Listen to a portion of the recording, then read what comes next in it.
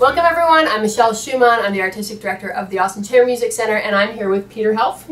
Peter is the Executive Director of the Austin Chamber Music Center, and he's going to be interviewing me today. We have our upcoming concerts for ACMC in just a very short while on September 26th and 27th. So I've been through the festival and it was awesome, but I'm really excited for our first season together as Executive and Artistic Director. It's called Moon and Stars. What was the inspiration for the name of the season? Well, every time I'm putting together concerts, and I always think about our patrons and our audiences and try to think about what is kind of enticing for them. And each concert usually has a theme that is generated from it. And every once in a while I kind of strike it with a good theme for a concert that then can be used for other concerts too. And in this case I was able to find a theme that really was overarching in the entire season. And really the idea of moon and stars, the idea of night music is so prevalent throughout so much music. And so it's chamber music, and we see that with little pieces, and we see that in different genres as well. And I loved the way composers would take some of these themes and make it their own and find a way to make something seem like night music or music of the stars. And the moon was such a fascination for artists and musicians and literary authors and everything. So I just thought it would be fun to do that and put that together. So every concert has one central work that really alludes to this theme. The first concert that we have coming up, the central piece is Eine kleine Nachtmusik, a little night music by Mozart, and then in November we have Clair de Lune, which is a piece by Debussy, and then onward we have the rest of the season coming up too. So it's just a fun way to bring that all together. And I think initially I was going to do one concert with all of these pieces, but then I thought, really having one piece and trailing off from that and seeing how composers got inspiration from these pieces would be really a lot of fun. So our first concert is our September 26th and 27th. We have the Moscow String Quartet. It'll be their first time in Austin. Yeah. Why now for the Moscow String Quartet in Austin? Well, I was really excited to bring them. They actually live in Denver right now. They're in residence in Denver, and they're really a quartet of a super high quality, and they all studied with the important quartets in Russia at the time. That's where they came from, and they studied with these great musicians who had a direct tie-in with Soviet composers at the time. So this quartet, the members of this quartet, they worked and studied with people who were Shostakovich's friends, for instance. And we've got Shostakovich on this program, the String Quartet number 4. And so to have that direct link, I always think it's so interesting for us as audience members. We can talk to them, we can talk to the people who knew Shostakovich, so you have that direct link, and with that you have just one degree of separation, so you can get even more into the spirit of that music and understand where it's from and understand what kind of makes it tick. That's awesome. And our first piece of the night, Mozart, it is so catchy and recognizable. It's probably one of the most famous pieces out there, and even for people that don't know classical music, you will know this piece. What about that piece is significant, and why are you excited to have the Moscow String Quartet play it? Well, I think it's interesting. Of course, you're talking about Eine kleine Nachtmusik, and it's one of these iconic pieces that everyone knows, and whether you know it from TV or a movie or radio or even inside an elevator. I think it's just become part of the fabric of what is classical music, and people would understand that. It's very catchy, that's true. And at the time when Mozart would have written it, and he actually wrote it fairly late in his life, it's a kind of a later piece for him, and it was called a serenade, and it would have been just light-hearted music meant to be, played at a party or something. So it was meant in this very chamber music aspect of having people around, partying, having a good time, having it be light. And I think that there's a lot to be said for that and the chamber music concert, and opening up a season like that I think is a very joyful way to do that. I think one thing is that we know this music because we've heard it in the background, and it's been kind of like wallpaper for us. I think it's really special to actually hear a piece of music like that everyone will recognize, and in a way we love the things that we recognize. It's something that makes us happy when we hear it. It brings us back to a memory that is past for us, and in that way makes us really feel it. But then to hear a string quartet of that caliber play a piece of music like that, where you'll hear attention to detail and articulation and more expansive dynamics and an emotional aspect to it that you won't hear when you're listening to it in the elevator, for instance. And I think that that makes it a little bit more human for us too, and will make us, everyone in the audience, kind of understand why it is such a famous work. You know, in some ways, someone might even roll their eyes and be like, oh, that, but honestly, it's really not performed very much at all. I think to have that experience of a really great performance of an iconic work, I think in a way is an unusual experience to have. Is there anything in particular that people might recognize for the first time while hearing it live? Well, I think even just the initial theme, you know, dum, bum, bum, bum, bum, bum, bum, bum, bum. I mean, people whistle that and they don't even know what they're whistling. That's true. And I think that ties into Schubert too, because we'll be having Schubert on the program.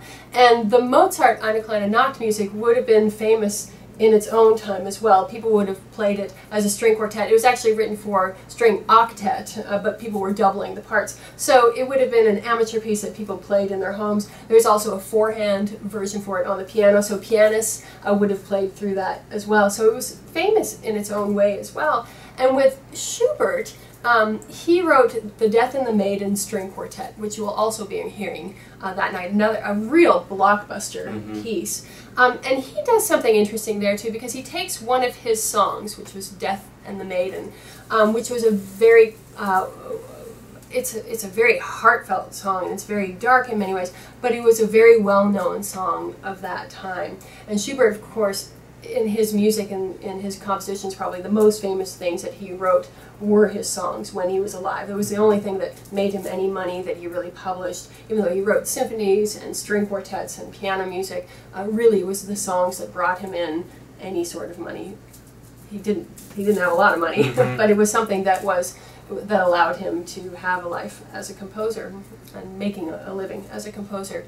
And so he took this particular song that people would know, and he created a set of variations on it, and the variations are really powerful. I always love when composers do variations, because you see the original work, and it's kind of a little gem and a little piece of genius in and of itself, and then what a composer does with that, with every short movement of reiterating the themes and twisting them around and having different instruments do it and creating different colors and different modalities and different spirits around that too. It's just, it's a way we can get into the composer's minds. And he, if I'm not mistaken, was at a pretty dark period in his life when he wrote this piece. Is that correct?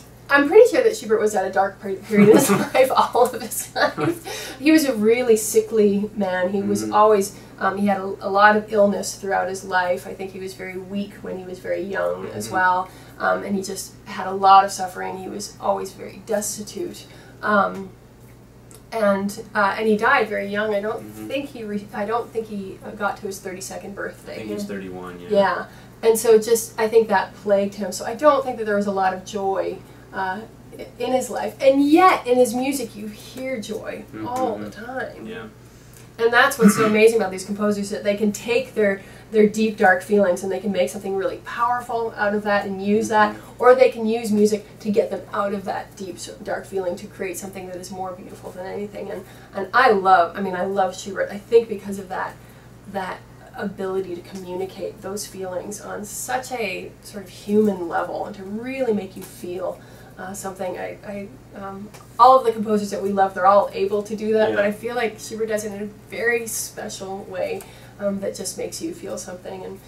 And connoisseurs of classical music, they always love Schubert's chamber music because he really gets to the core of that. And Schubert really at his heart was a chamber musician and chamber composer, really liked those smaller audiences, and well, I mean, the whole idea of the chamber music concert in the home was called a Schubertiad. Oh wow! So they would get together and they would play Schubert's music, and that's what sort of it became a thing.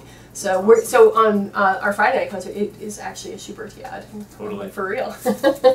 And Shostakovich, who we touched on earlier, we have a connection with Shostakovich with the Moscow String Quartet, which is awesome, and that it's heavily Jewish influence, Jewish folk music influenced. Why was that significant at the time that he was writing it? Yeah, well, it was hugely controversial for one thing, and we were talking about this earlier when Shostakovich wrote this. Of course, he was under the Stalinist regime, and Stalin really, I mean, he had his thumb down on everyone, and was one of the most horrific figures, of all time in political history.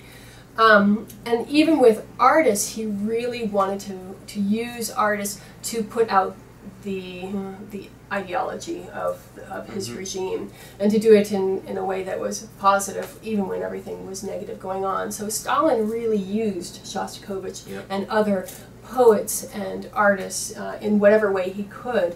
And Shostakovich is very interesting in a way, because his outward appearance was one of a sympathizer to the regime, because he had to survive. He saw all of his friends around him be taken away, disappeared, killed in any form, and for him, his only method of survival was to try to be agreeable, and so he would sometimes speak in front of people and say how great the regime was. He would write these political pieces that were like these big heroic marches, alluding to how great things were, and the lifestyle of the communism.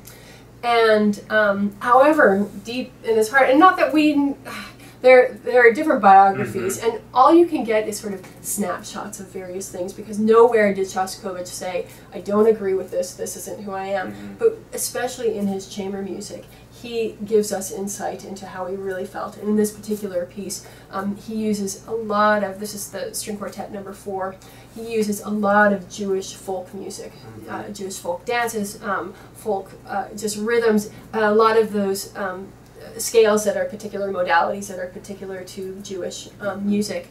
And at the time, the Stalinist regime was hugely anti-Semitic, and so many Jews were killed under Stalin as well. So Shostakovich uses these themes throughout his work to really show that, well, where his sympathies really lie. And that's with the Jewish people.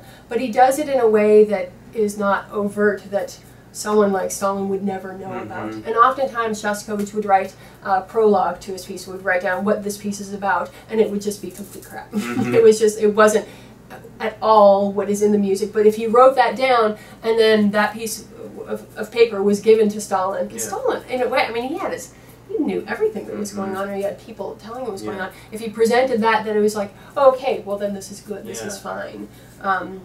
And especially with chamber music, that is really meant to be played in small groups of people. It wasn't necessarily meant to be this outwardly sort of social piece, or a piece that would be heard by a ton of people. It was really meant to be heard by a close-knit group of friends, family, people that he loved, to really express in many ways the pain for everything that was going on. Stalin would have had so many Jewish friends, so many Jewish musicians, composers, artists, and he lost so many of them because of that too.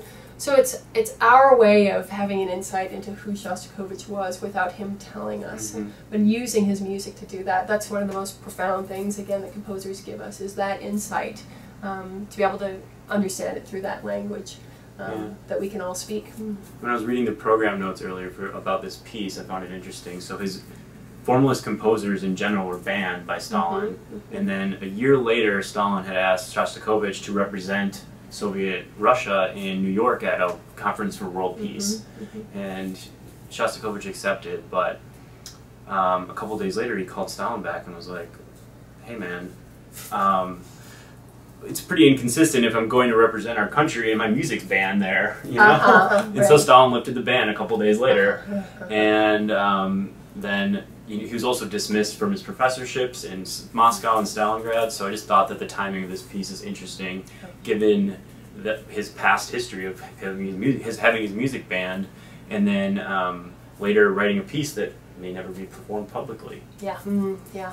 Well, and also I know that when he went for that Congress, to the World Peace Congress, because he basically had something that he had to read, and from the statements from other people who heard him reading, he just sounded like an automaton, like a robot, like he had no emotion. He just read it line by line, like this is basically towing the party line, Yeah. just this is what it is, but almost relaying it in a way that wouldn't, that would make everyone realize that this wasn't who he was, too, without really getting in trouble for that, too. But it's just an exceptional thing with music, the ability to try to please someone, try to please Stalin. And how he pleased Stalin was by writing grandiose, heroic music, but oftentimes there was an underlying theme throughout that heroic, grand music that the people who would listen to it, they knew what it was really depicting. Whereas Stalin didn't know. He just thought it was a heroic, fantastically patriotic piece of music.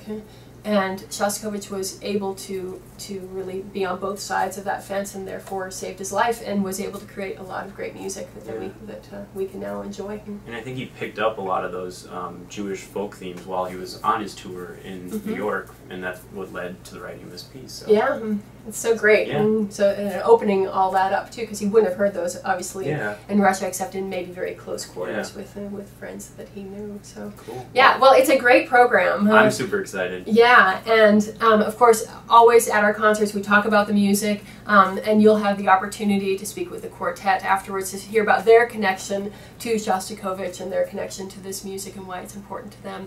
So I can't wait to see all of you there on September 26th and 27th. Peter, thank you for having an interview with me. Yeah. We will see you soon. Get your tickets, austinchambermusic.org.